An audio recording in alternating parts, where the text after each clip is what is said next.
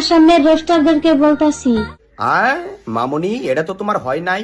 তুমি কও যে আজকে আমি আসামের রোস্টার গোড়া মুখে নিলাম, না মানে আমি কিন্তু রোস্টার গো নাম মুখে নেওয়ার কথা হইতেছি, ওটা না।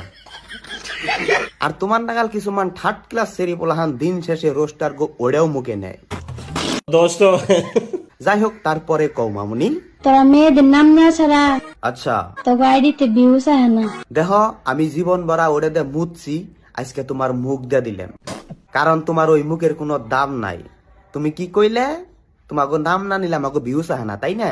তুমি একটা বার আমার আইডিতে চেক করে আহ, যেটার মধ্যে কে কোনো নামই নি নেই, তাও হেনার মধ্যে যে ভিউস আইছে, ওই ভিউস দেখে তুমি খাড়াই খাড়াইয়া মুত পা মামুনি।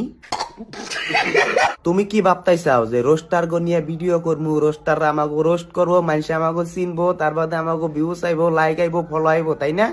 আজকের পরের দিকে তুমি যেটা ভিডিও আপলোড করবা, ব্যক্তির মধ্যে